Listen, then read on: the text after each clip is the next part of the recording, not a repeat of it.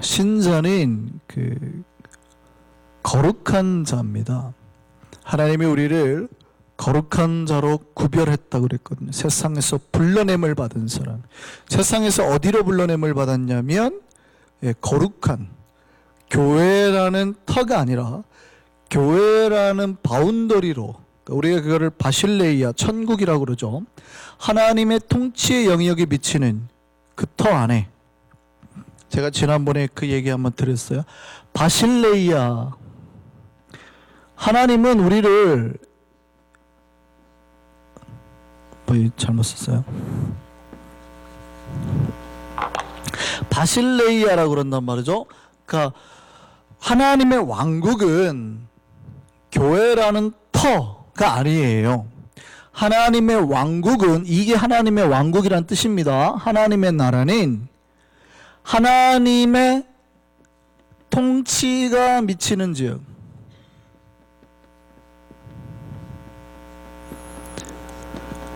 하나님의 법칙이 미치는 지역이 하나님의 나라예요. 이해되세요? 그러면 우리가 원래는 세상이라는 곳에 살았는데 우리를 불러서 어디로 이끌어요? 이 바실레이아로 이끄는 거예요. 하나님의 통치, 하나님의 법이 임하는 땅, 하나님의 말씀이 임하는 땅으로 우리를 부르는 거거든요. 그 말씀이 우리를 이끄는 게 뭐예요? 이 법이 우리를 이끄는 삶이 거룩이에요. 쉽지요? 이해되시나요? 그래서 하나님이 내가 너를 불러서 내 소유를 삼을 때 무슨 나라가 돼요? 제사장 나라가 돼요. 거룩한 백성, 제사장 나라가 되게 하는 거예요. 세상 백성에서 불러서 하나님의, 그래서 마태복음 제가 천국 이야기를 할 때 천국은 바실레이아라고 그랬어요. 왕국, 하나님의 나라는 하나님의 통치 영역, 하나님의 법칙이, 그러니까 우리가 하나님의 나라에 속했는지 안 속했는지는 간단해요. 내 마음에 지금 하나님의 말씀과 법칙이 역사하면 내 안에 하나님의 나라가 임한 것이고, 내가 하나님의 말씀대로 안 살고 세상 법대로 살고 싶으면 하나님의 통치 영역으로 내가 스스로 벗어나는 거예요. 이해되시죠? 그러니까 신자는 언제나 하나님의 법대로, 하나님의 통치 영역 안에서 살기 위해서 애쓰는 거예요. 그래서 신자가 그 법대로 살 때 나타나는 우리의 현상이 거룩화되는 거예요. 거룩이라는 역사들이 나타나는 거죠. 신자는 그래서 이 거룩을 지키기 위해서 이 땅에 사는 동안에 경건이라는 생활을 합니다. 그래서 경건한 자가 되기 위해서 신자는 날마다 살죠. 우리 신자들이 거룩한 자의 삶을 살 수 있는 방법 중에 하나가 자기의 존재의 자각입니다. 내가 어떤 존재냐? 예전에는 내가 누구였어요? 요한복음 보면 너는 원래 마귀의 자녀였다고 그랬잖아요. 마귀의 자녀. 그죠? 거짓말하는 네 아비가 마귀다 그런단 말이죠. 그런데 다시 우리가 하나님의 자녀가 됐어요. 포도나무에 접붙인가 된단 말이죠. 그럼 내가 이제 누구냐? 여러분이 끊임없이 세상에서 살 때에 세상 사람들과 구별되는 나는 다른 존재다 라는 걸 끊임없이 스스로 자각을 해내어야 경건해질 수 있습니다. 무슨 말인지 아시겠죠? 저 사람도 저렇게 하는데요 목사님. 저 사람은 이러니까 그렇게 하는 거예요. 이러니까 우리는 달라야 되는 거예요. 우리는 어떤 존재요? 다른 존재. 우리는 구별된 존재, 거룩한 존재, 새로운 존재가 됐다는 거죠. 우리가 하나님 앞에서 거룩한 자로 살 수 있는 방법은 첫 번째도 두 번째도 존재의 자각입니다. 나는 누구인가? 내가 어떤 존재인가를 여러분 끊임없이 묵상하셔야 되는 거예요. 특별히 성경은 우리를 어떤 존재냐 그러냐면 멋진 말 나올 것 같죠?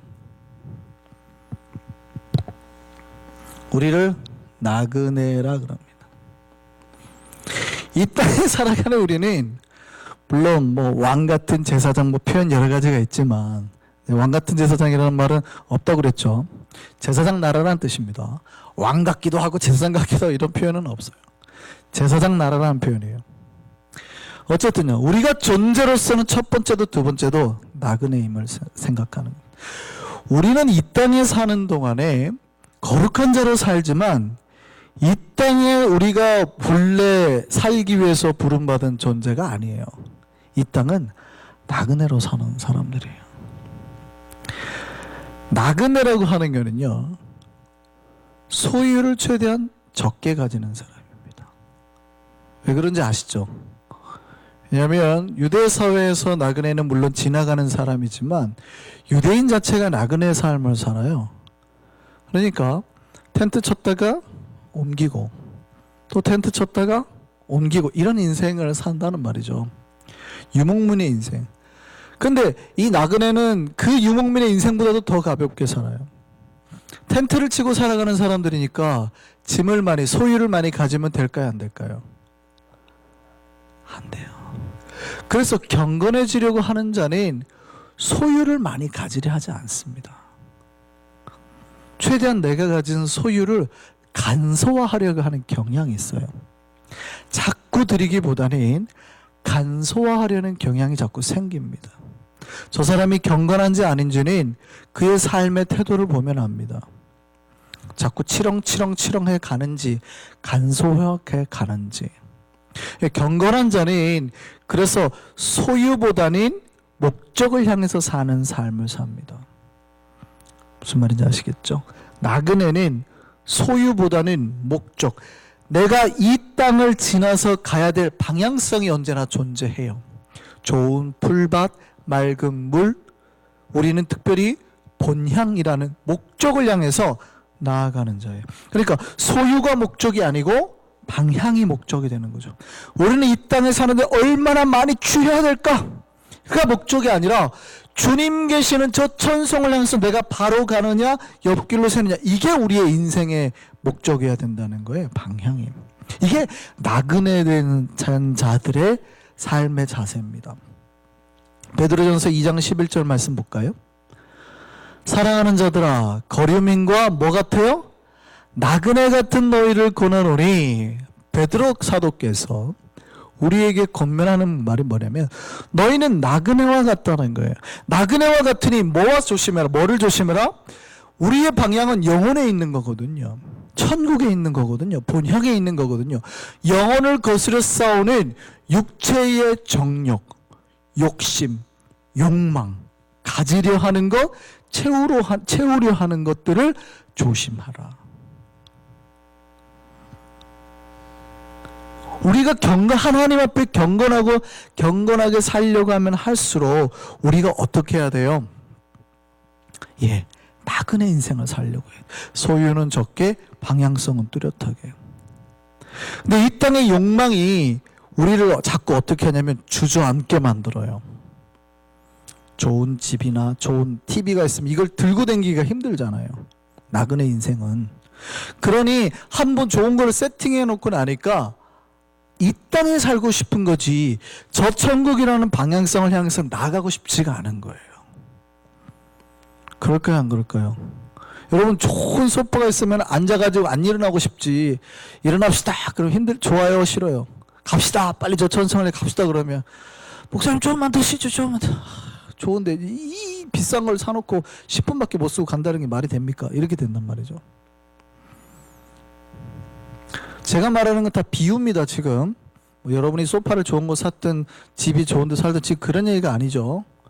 우리가 이 땅에 살아가는 동안에 우리를 천성을 향해 가는 것보다 더 붙들고 있는 뭔가가 있다 그러면 놔야 된다는 거예요. 성경은 우리를 나그네라고 그래요. 근데 많은 신자들이, 한국도 마찬가지고 뉴욕도 마찬가지예요. 똑같아요. 많은 신자들이 자기가 나그네임을 잘 깨닫지 못해요. 여기에서 병이 와요. 경건해지지 못하고 이 땅에서 영원히 살 것처럼 생각하는 사람들이 많아요. 이 땅에서 영원할 거라고 생각을 하니 어떻게 할까요? 이 땅에 사는 동안에 모을 수 있는 만큼 모읍니다. 양껏 모읍니다.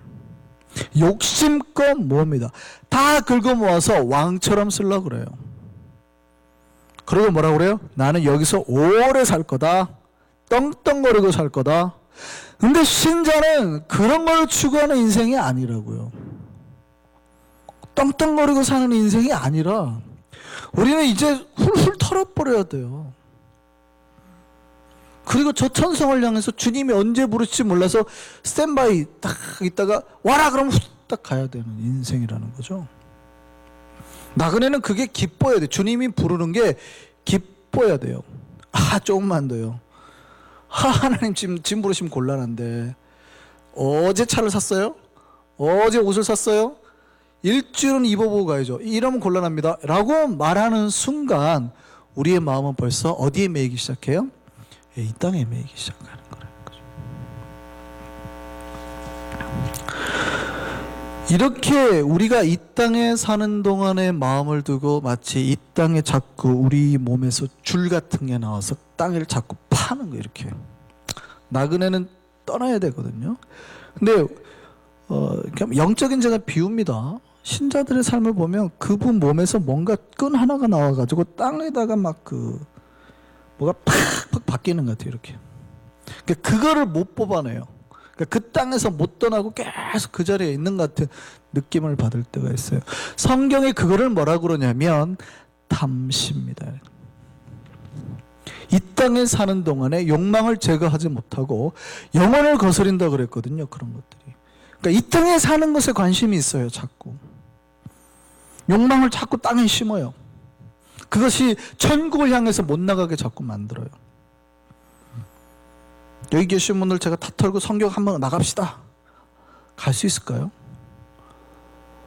물론 우리는 계산해야 될 게 많습니다. 자녀도 있고 생활비도 있고 있지만 그게 다 채워진다고 가정을 했을 때 6개월이고 우리가 가서 선교 가서 삽시다. 그러면은 갈 수 있을까요?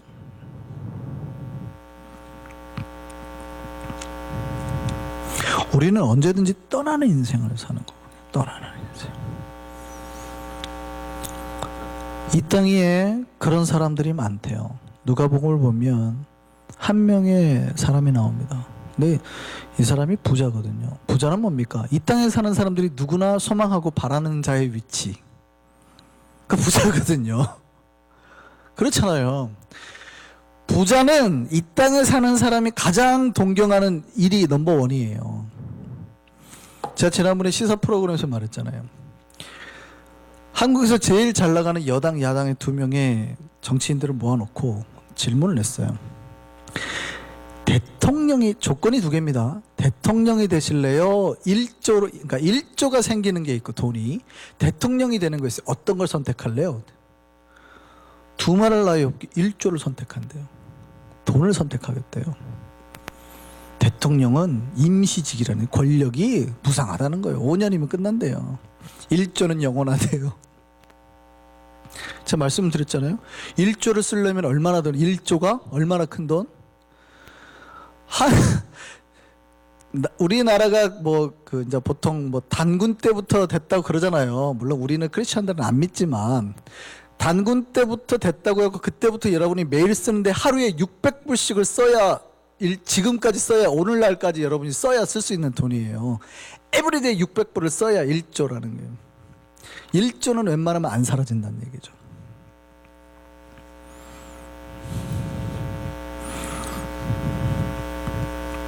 누가복음에 한 명이 나와요. 자, 이 사람은 상징이에요. 모든 이 땅에 사는 사람들이 꿈꾸는 대상. 근데 성경이 이 사람을 뭐라고 말하는지 보세요. 같이 한번 읽어볼까요? 누가복음 12장입니다. 그들에게 이르시되 삼가 모든 탐심을 물리치라. 사람의 생명이 그 소유에 넉넉한 데 있지 아니하니라 하시고 비유로 그들에게 말하시되, 지금 탐심과 반대 말로 생명에 관한 거. 그러니까 우리에게 뭘 가르치려고 하는 거예요? 생명을 붙들라는 거예요. 생명에 대한 이야기를 하려고 자 이제 비유로 말합니다. 한 부자 이야기를 합니다. 그 밭에 그해 소출이 풍성했어요. 곡식을 많이 거둬들였다는 얘기죠. 그러니까 여러분이 곡식이 많이 거둬들이니까 어떻게 생각할까요? 곡식 창고가 좁네. 어떻게 할까? 창고를 늘리자. 그리고 창고를 쌓아놨어요. 그러고 난 다음에 여러분 한가위예요. 땡스 기분인데 기분 좋아요. 이야 좋네. 몇 년간 내가 이거 먹고 살겠다. 그랬거든요. 이게 잘한 거예요? 잘못한 거예요? 이 사람이 뭐 죄졌다고 말한 게 있어요? 저 돈을 벌어가지고 막 나쁜 짓에 썼다. 뭐 여자를 만났다. 부인을 차버렸다. 술을 먹었다. 뭐 이런 얘기가 나와요? 그런 얘기가 없잖아요. 그냥 먹고, 아니, 그 해에 소출이 많아가지고 곡식을 더 크게 줬어요. 그 곡간을. 야, 몇 해는 거뜬없이 먹겠네. 라고 했단 말이죠. 근데 성경은 뭐라고 그러냐면, 어리석은 자여. 20절 말씀 보세요. 하나님 뭐라고 그래요? 어리석은 자여. 어리석은 자여. 앞에서 아까 뭐라고 그래요? 삼가 탐심을 물리치라. 생명이 어디에서 나오지 않아요? 소유의 풍성한 데서 나오잖아요. 그건 무슨 얘기일까요? 이 사람은 자기가 곡식이 많고 이 땅에 재물이 많으니까 그 다음에 뭐라고 하는지 보세요. 19절. 내 영혼아 이르되 영혼아 여러 해 쓸 물건을 많이 쌓아두었으니 내가 그 여러 해 동안 자기가 살 줄 알았대요. 이 땅에 곡식이 풍요로우니까 이 땅에 재물이 많으니까 내가 앞으로 장래 여러 해를 이거 먹고 아무런 탈 없이 잘 살 줄 알았대요. 생명이 소유의 풍성한 데 있대요? 없대요? 없거든요. 근데 자기 미래에 대해서 자기가 보증을 하는 거예요. 돈이 많으니까, 물질이 많으니까 나는 문제 없겠네. 이제 내 인생 문제 없겠네. 하나님 뭐라고 그래요? 20절에 오늘 밤 네 영혼을 내가 찾아갈 거다 이놈아. 우리는 장래가, 내 미래가 돈으로 해결된다고 생각하는 거예요. 그래서 사람들이 부자를 꿈꿉니다. 돈이 많으면 건강해질 거라고, 돈이 많으면 내 미래가 좋을 거라고, 내 자녀가 좋을 거라고. 하나님 뭐라고 그래요? 아니다는 거죠. 돈이 너의 미래나 생명을 윤택하게 하지 않는데, 하나님이 화가 나시면 오늘 밤에 네 생명 찾아갈 거다, 네 자식 생명 찾아갈 거다 이런다고요. 오늘 밤에라도 당장 죽을 존재가 곡식이 많다고 재물이 많다고 영원히 살 것처럼 하나님 앞에 교만했다는 거예요. 그게 뭐가 가져오는 거예요? 이 땅에 뭔가 뿌리가 자꾸 쌓여있는 사람들, 탐심을 가진 사람들이 나타나는 현상이라는 거예요. 그러니까 영원히 사니까 나눠주지도 않죠. 왜냐하면 영원히 이 땅에서 누려야 되는데 나눴다가 저거 없어지면 나그 생명이, 소유가 사라지면 생명도 불안할 거 아니에요. 그러니까 나누지도 못해요. 어리석은 자들의 특징이 이 땅에 영원히 살 것 같은 사람들.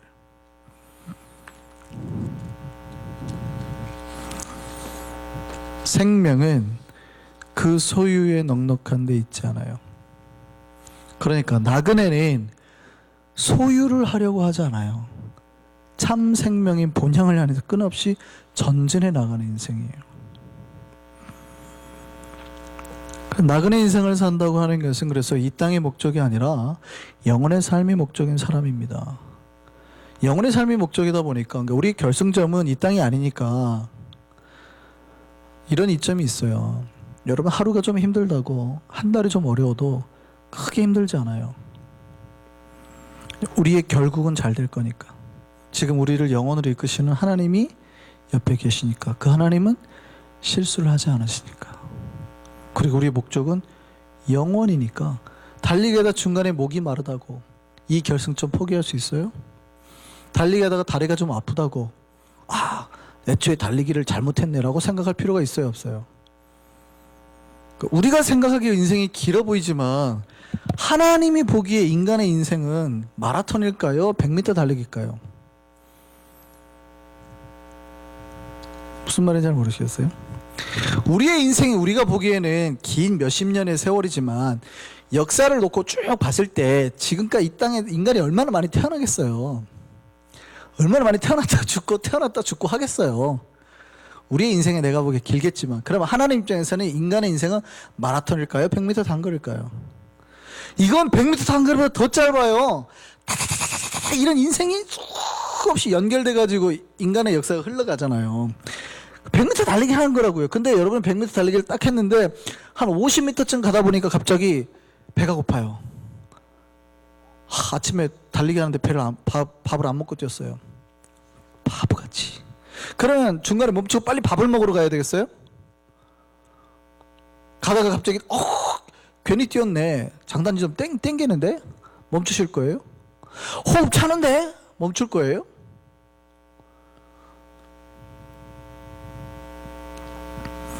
달려야죠. 근데 우리 인생을 사람들은 마라톤으로 생각해요. 내가 보기에는 마라톤인데 하나님 보기에는 단거리거든요. 근데 이 단거리를 뛰면서 해찰하는 사람, 해찰이란 말 알아들으시나? 전라도 사투리인데 이 딴짓하는 사람들이 많아요. 아이들 심부름 보내면 쭉 심부름해야 되는데 한 주 가다가 딴 거 하는 거죠. 장난감 보이면 딴 거 하는 거. 이걸 해찰이라 그래요. 딴 거 하는 거. 신자들이 100m를 딱 뛸 때 앞을 보고 막 뛰어야 되는데 자기 인생이 기니까 갑자기 달리다가 탁 슬러 딴딴딴딴 슬러드 뛰더니 갑자기 달팽이야 귀엽네. 막 옆에 사람 보고 오늘 정말 이 헤어스타일 죽입니다. 좋습니다. 막 옆에 뛰는 거 보고 요즘에 달리기 많이 하셨나 봐요. 근육이 좋아요. 막 보면서 해찰하면서 결승선에 지금 예수님 부르시는데 예수님 안 보고 막 심지어는 어디 주저앉아서 잠자는 사람들도 많고.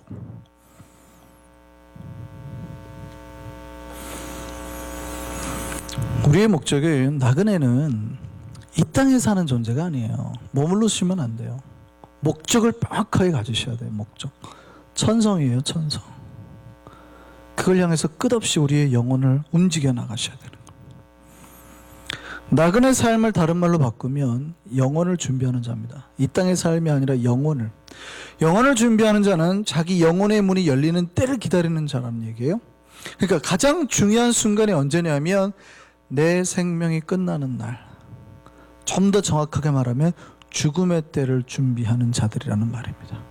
그래서 신자는 내가 나그네임을 자각할 때, 내가 죽을 존재, 죽을 수밖에 없는 존재임을 자각할 때 경건해집니다. 같은 맥락이에요. 우리가 언제 경건해진다고요? 나그네임을 할 때. 언제요? 죽을 때. 이 죽음이 영혼으로 시작되는 문이 열리는 순간이에요. 이제 그걸 향해서 우리가 나아가니까 내가 죽을 존재라, 이 땅에서 영원히 살 존재가 아니라 죽을 수밖에 없는 존재라는 사실을 자각할 때 경건해집니다. 그래서 신자의 경건은 내가 매일매일 나는 죽을 존재구나 라는 사실이 깨달아질 때 겸손해져요. 완성이 돼요. 우리는 영원히 사는 존재가 아니라 반드시 죽을 존재이기 때문에 이 땅에 나그네 삶을 살 수밖에 없어요. 예전에 제가 에노스에 대해서 설교한 적이 있습니다. 구약에 보면 하나님 분명히 아담이 타락 이후에 반드시 죽으리라 그랬거든요. 근데 사람들이 죽었을까요? 살았을까요?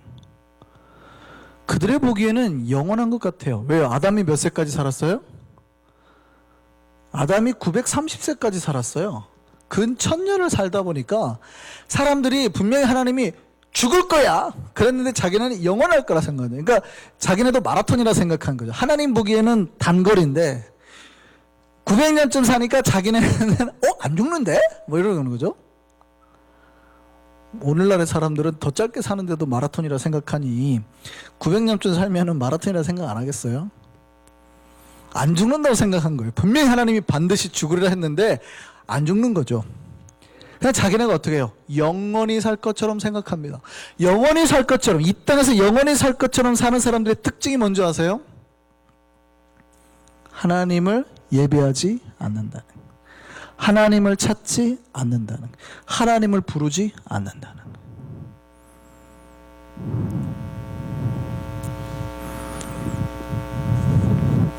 자, 창세기 4장 26절 말씀 볼까요? 자, 이제 아담이 이제 자식을 낳습니다. 처음에 가인과 아벨을 낳는데 카인이 아벨을 죽이죠. 그리고 카인은 이제 쫓겨서 도망가 버리고 나중에 이제 셋을 낳습니다. 근데 이제 세월이 상당히 지나죠. 근데 그 셋이 이제 커서 장성해서 아들을 낳을 때까지 사람들이 많이 이제 성경에 뭐 가인, 아벨 셋만 나오니까 아담이 딱 셋만 낳았다고 생각하지 마세요. 사람들이 많이 낳겠죠. 성경에 기록된 자녀가 뭐 안 나올 수 있으니까. 그리고 가인의 후손도 쭉 있을 거고 셋의 후손도 쭉 있겠죠. 그때까지 사람들이 하나님을 예배했대요, 안 했대요? 안 했대요.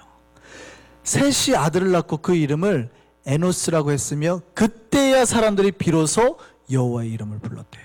그러니까 그때까지 사람들이 하나님을 찾지 않았다는 거예요. 하나님 예배하지 않았다는 거예요. 하나님을 부르지 않았다는 거예요.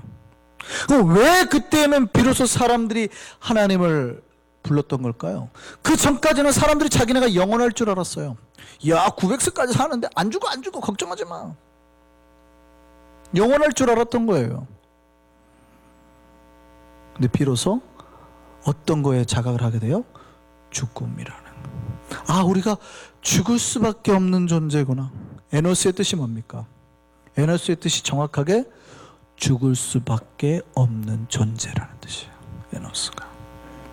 사람이 자기가 죽을 수밖에 없는 존재임을 깨달았더니 비로소 하나님의 이름, 여호와의 이름을 부르게 됐다. 인간은 죽음 앞에 겸손해집니다.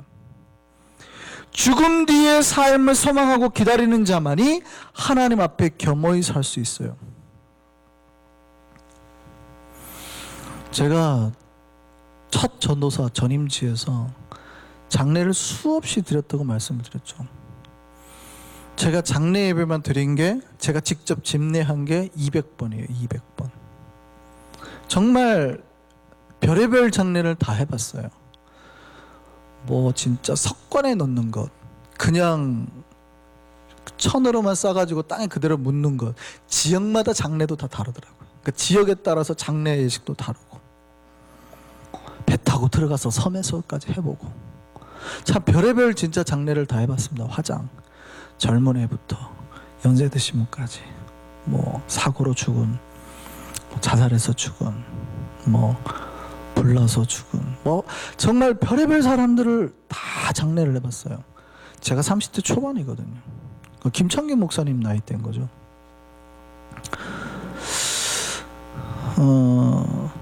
죽음을 한 번씩 이렇게 보고 이렇게 오면, 화장터 같은 데 이렇게 갔다 오면 정말 돌아오는 길은 내 영혼이 다 녹아버린 것 같은 그런 느낌이 듭니다. 여기는, 미국은 진짜 뷰잉 예배 가서 한 번만 가잖아요. 보잖아요. 근데 한국은 그렇지 않잖아요. 직접 가서, 돌아가시면 빨리 가서 그 앞에서 예배를 드려야 되거든요. 위로 예배를 드리고, 왔다가 교인들 다 데리고 저녁에 가서 또 예배하고, 그리고 가서 또 입간 예배 그 다음날 또 하고, 그리고 입간 예배 때 이제 비로소 옷을 갈아입고 가족들이 다, 그리고 그 다음날 이제 하간 예배, 발인 예배하고 하간 예배까지 다 전 교인이 다 같이 움직이거든요. 근데 그 장례를 이렇게 정말 몇십 번을 하다 보면 영원히 녹는다는 느낌이 들거든요. 제가 지금 생각합니다. 저는 그 장례가, 그것이 제 목회에 정말 중요한 영향을 미쳤다고 생각합니다. 제가 지금 생각하면 참 젊은 나이 같은데, 지금도 젊지만 그때는 훨씬 더 젊었을 때니까, 그때 이미 죽음에 대해서 너무 많이 생각했던 것 같아요. 정말 20살 먹은 애들의 죽음부터 연세 드신 분까지 너무 많이 제 손으로 직접 이렇게, 시골은 직접 염도 하잖아요. 그러니까 제가 직접 하진 못했는데 집사님들이 다 하시거든요. 이렇게 저한테 그러더라고요. 전사님, 돌아가시면 빨리 발을 벽에다 붙이래요. 아주 염하기 힘들다고. 다리 이렇게 굽는 데네요. 그러니까 벽에다 반듯한 데 딱 대놔야 반드시 선다고. 우선 우리를 부르기 전에 빨리 벽에다 붙이라, 그런 조언부터. 저보고 염하라는 말은 안 하시더라고요. 그것도 할 줄 아는 기술자가 해야 된다고. 그것만 하더라고요. 부탁하시더라고요. 워낙 많이 돌아가셨으니까. 근데 제가 그때 장례 설교를 하잖아요. 제가 설교 잘한다는 얘기는 참 많이 들었는데, 가장 설교 잘한다는 얘기는 장례 설교입니다. 200번을 설교를 했는데요, 원고를 안 하고 하는데 200번 다 다른 설교가 나와요. 그때마다 영감을 주시는데, 교인들이 항상 하는 말이, 뭐 전사 때, 목사 때, 장례 설교가 제일 은혜롭다고. 근데 죽음 앞에 다다르니까 본질적인 말이 나와요. 자꾸 본질적인 말, 진짜 우리에게 필요한 말. 군더더기들은 싹 빠지고, 우리가 하나님 앞에 어떻게 살아야 되며, 무엇을 위해 살아야 되며, 이 땅의 것들을 어떻게 놓고 천국을 잡아야 되는가. 가족들한테도 제가 거침없이 말했습니다. 조금 있으면은 당신들 다 저렇게 됩니다. 예수 안 믿는 분들 빨리 믿으시라고. 본질을 붙잡게 된다는 얘기죠. 여러분, 우리가 죽을 수밖에 없는 존재임을 깨달을 때 우리 영혼이 살아나요. 예수님은 이 땅에 사셨지만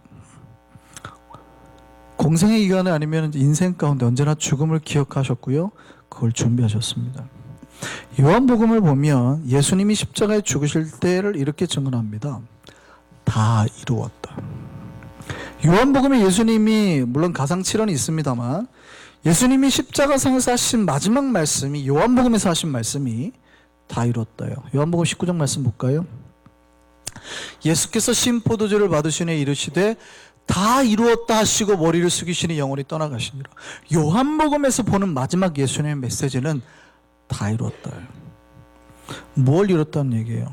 아버지의 뜻. 그 마지막 뜻이 뭐예요? 죽음이에요. 예수님은 자기의 죽음으로, 자신의 죽음으로 아버지의 뜻이 다 이루어졌음을 고백했습니다. 예수님은 이 죽음을 위해서, 아버지의 뜻을 이루기 위해서 이 땅에 사는 동안에 끊임없이 죽음을 준비하고 묵상하면서 하셨다는 말이에요. 오늘 본문이 그거를 증언해 줍니다. 이제 예수님이 제자들과 마지막 만찬을 가지고 기도를 하시고 여러 말씀을 나누신 후에 동산을 향해서 나갔다 그렇게 되죠, 오늘 본문이. 그 동산이 무슨 동산입니까? 그 동산이 무슨 동산이에요? 예, 우리가 잘 아는 겟세마네 동산이에요. 근데 오늘 성경에 그 말이 나와요, 안 나와요? 안 나오죠. 어디에 나와요? 여러분, 이 동산의 이름이 겟세마네 동산이에요. 이게 어디에 나올까요? 마태복음하고 마가복음에 나와요. 이 동산에 다른 이름이 있습니다. 혹시 또 아시나요?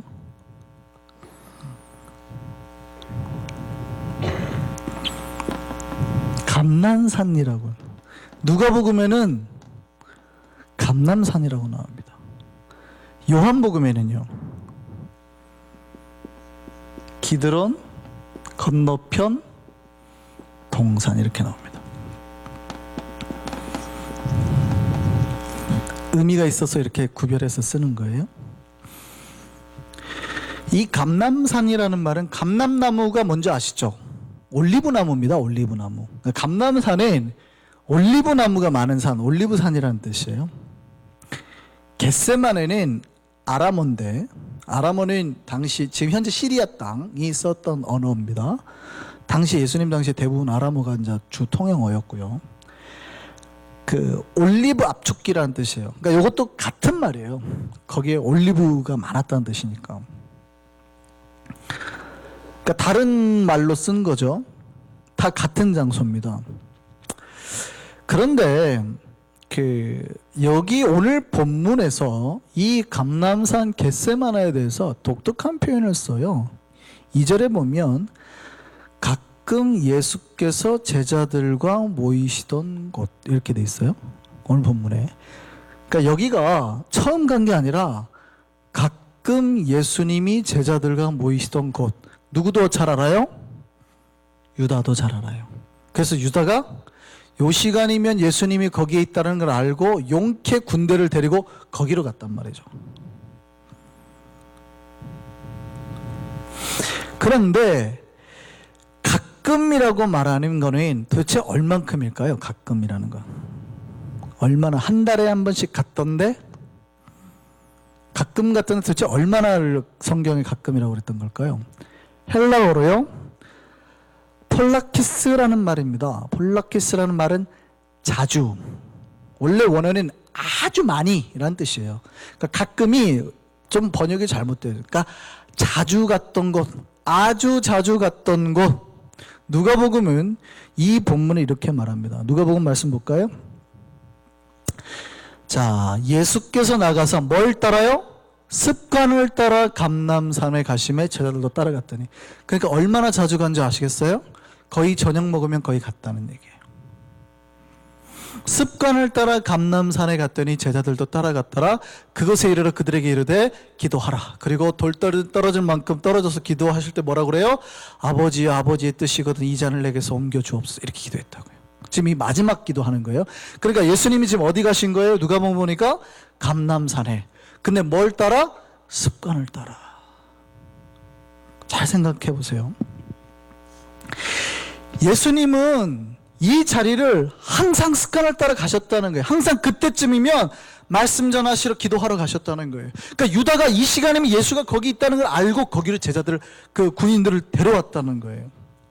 왜 하필 감람산일까요? 왜 하필 겟세마니일까요? 예수님은 거기서 자기가 잡히실 걸 알지 못했을까요? 아니요, 아셨어요. 예수님은 이미 자기가 거기서 잡히실 걸 아셨습니다. 내가 거기서 잡혀서 죽을 장소로 3년 동안이나 가셨던 거예요. 내가 이제 여기서 잡혀 죽어야 되는데, 내가 여기서 잡혀 죽어야 되는데 3년 동안이나 그 자리를 잊지 않기 위해서 가셨던 거예요. 예수님은 3년 동안 수많은 사역을 하셨습니다. 근데 그뿐 아니라 스스로의 존재, 스스로의 사역의 길, 자기의 죽음, 내가 어떤 존재인가, 뭘 해야 될 존재인가를 기억하셨다고요. 3년 동안이나 습관을 따라서 그 자리를 가셨어요. 내가 무엇을 위해 살아야 될 존재인가, 이 땅에 내가 왜 왔는가, 3년 동안이나. 여러분, 겟세마네 예수님이 그냥 가신 게 아니에요. 그걸 기억하며 가셨다고요. 다른 장소도 있었는데 매번 여기, 예수님은 자기가 여기서 잡힐 거라는 걸 알 거 아니에요. 내가 잡혀서 죽을 장소. 갈 때마다 3년 동안 매일 가시는 거죠. 매일이 아니라 이틀에 한 번이나 생각해도 돼요. 가시면서 내가 여기서 잡혀 죽을 장소, 내가 죽어야지. 3년 동안 그걸 기억했다는 얘기예요. 자기의 죽음을.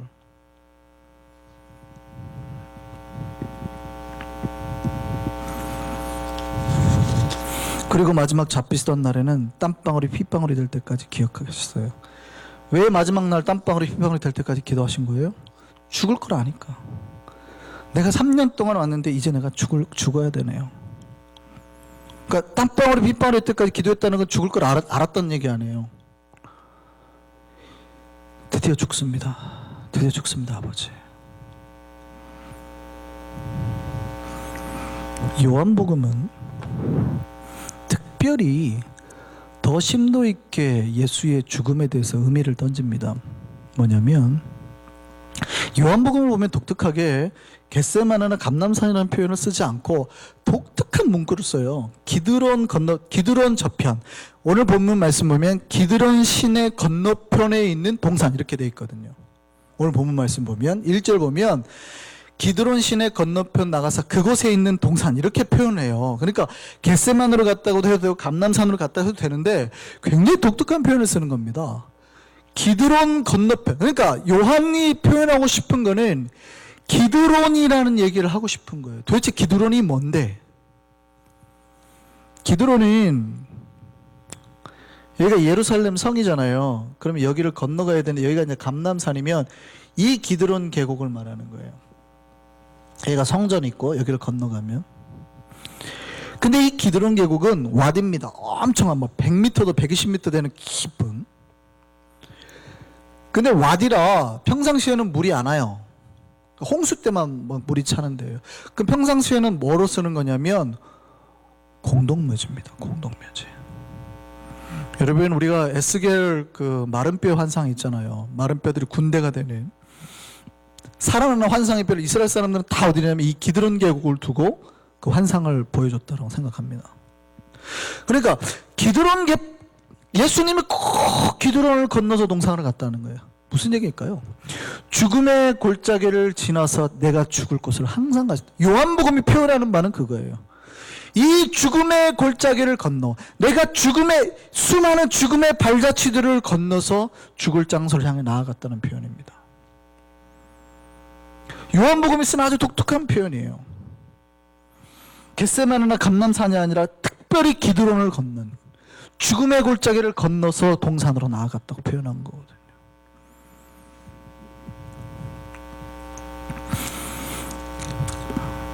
왜요? 왜 예수님은 그렇게 습관을 따라서 갔을까요? 3년 동안 단 한 번도 내가 죽어야 할 수밖에 없는 존재, 죽어야 사람들을 살리는 존재임을 놓치지 않고 싶었다는 얘기죠. 십자가에서 죽어야 된다는 거. 이게 신자의 삶입니다. 예수님이 가셨던 그 길을 따라 사는 것. 여러분, 우리가 하나님 앞에서 거룩하게 살고 하나님 앞에서 진실로 참된 그 신자의 삶을 살 수 있는 방법은 이겁니다. 이 땅에서 나그네로 사는 것. 내가 죽을 수밖에 없는 존재임을 자각하면서 하는 것. 그 죽음의 경계를 넘어서, 그 기드론 골짜기를 넘어서 날마다 주님 앞에 나아가는 삶. 매일 내가 죽을 장소를 찾아서 내가 죽을 수밖에 없는 존재임을 자각하며 매일 하나님 앞에 나아가는 삶. 이게 경건한 자가 추구해야 될 진짜 경건의 모습이죠. 저는 우리 한성교회 교우들이 정말 날마다 나그네로 살기를 소망합니다. 죽을 수밖에 없는 존재임을 깨닫고 날마다 주님 앞에 서는 걸 준비하는 인생 살기를 소망합니다. 이 땅의 삶이 다가 아니라 영혼을 준비하는 슬기로운 신자들이 모두 되기를 소망합니다. 이게 오늘 본문을 통해서 우리 교회에 주시는 하나님의 말씀입니다. 기도하겠습니다.